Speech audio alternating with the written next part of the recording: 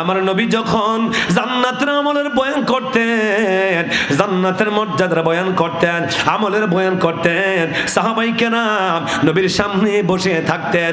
আমার নবী জানাইয়া দিলেন, ও আমার সাহাবীরা, তোমরা জেনে রাখো, জেনে রাখো, জান্নাতের মধ্যে অনেকগুলা দরজা হবে। আল্লাহু আকবার বলেন। একটা দরজা থাকবে, এটার নাম হবে বাবুস সালাহ, নামাজের গেট। দুনিয়ার মধ্যে যারা 5 ওয়াক্ত নামাজ আদায় করেছ, সালাতুল তাহাজ্জুদ নামাজ পড়েছ, ইশরাকের নামাজ পড়েছ, আওয়াবিনের নামাজ পড়েছ, বেশি বেশি নফল নামাজকারী বান্দা আছে না নাই?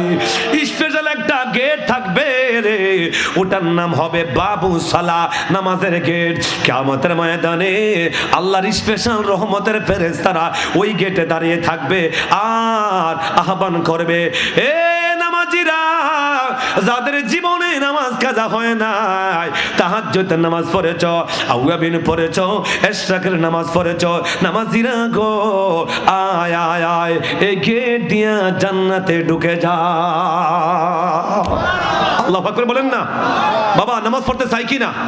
বলেন না সবাই, বলেন না পাঁচ কি না? নামাজ পড়ার দরকার আছে না নাই? চিল্লা বলেন আল্লাহু আকবার। এই গেটটা থাকবে। এরপর আমার নবী বলছেন, সাহাবীরা শোনো, আরেকটা গেট থাকবে বাবুর রাইহান, রোজাদারের গেট। চিল্লা বলেন মারহাবা। যারা রমজান রোজা রেখেছো, বিভিন্ন নফল রোজা রেখেছো, মান্যত রোজা রেখেছো, ফি সাবিলিল্লাহ, আল্লাহর খুশির জন্য রোজা রেখেছো, কিয়ামতের ময়দানে স্পেশাল গেট থাকবে। ওই রোজাদারেরা ওই গেট দিয়ে জান্নাতে চলে যাবে। চিল্লা বলেন না মারহাবা। আমার নবী বর্ণনা দিতেছেন সাহাবীদের মাঝে, আরেকটা গেট থাকবে বাবু সাদাকা, না এটা দান সদকার গেট। সুবহানাল্লাহ বলেন না।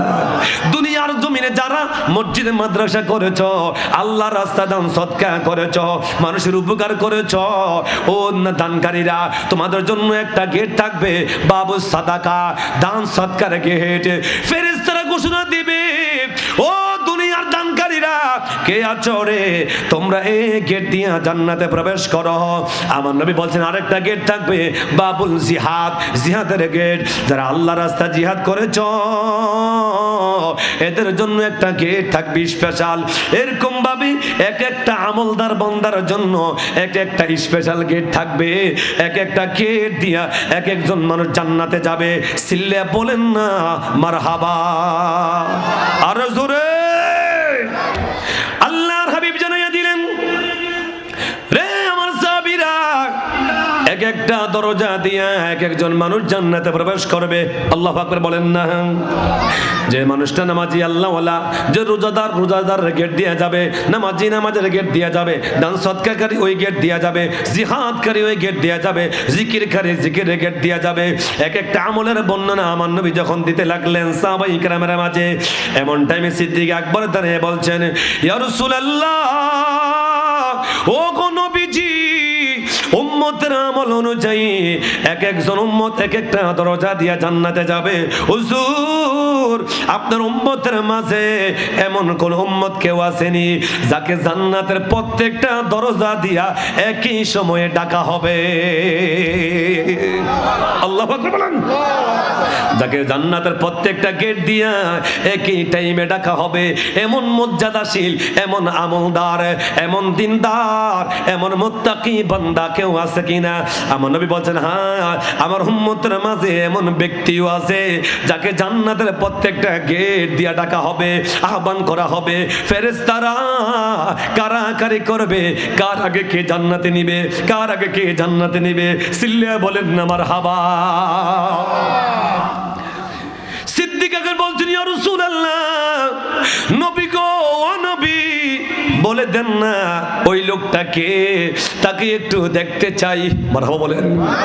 নবী গো, একটু দেখতে চাই, ওই লোকটাকে একটু দেখায়া দেন না, বলে দেন না। আমার নবী মুস্কি হাসি দিয়ে জানাইয়া দিলেন, সাহাবীরা, ও আমার সাহাবীরা, কিয়ামতের ময়দানে প্রত্যেকটা দরজা দিয়ে যাকে ডাকা হবে, আহ্বান করা হবে, প্রত্যেক দায়িত্বশীল ফেরেশতারা চাইবে তার নেতৃত্বে যেন জান্নাতে যায়। ওই লোকটা আর কেউ না, সে আমার সাহাবী আবু বকর সিদ্দিক। আল্লাহু আকবার। তো সিদ্দিক আকবর আমল কম না বেশি?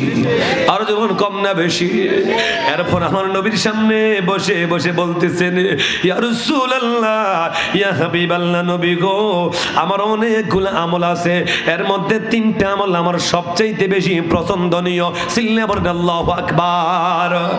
হুজুর, 3টা আমল আমার সবচাইতে বেশি পছন্দনীয়। নবী বলছেন, আবু বকর বলো, একটু শুনি তোমার কোন 3টা আমল বেশি পছন্দনীয়? হুজুর, 1 নম্বর আমল হইল আন-নাজরু ইলাইকা, আপনি নবীর চেহারার দিকে তাকিয়ে থাকা। আল্লাহু আকবার বলেন।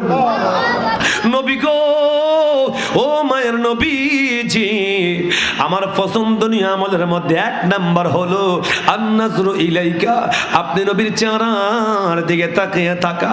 দ্বিতীয় পছন্দের আমল হইল ওয়াজলুসু বাইনা ইয়াদাইক, আপনি নবীর মজলিসে বসে থাকা।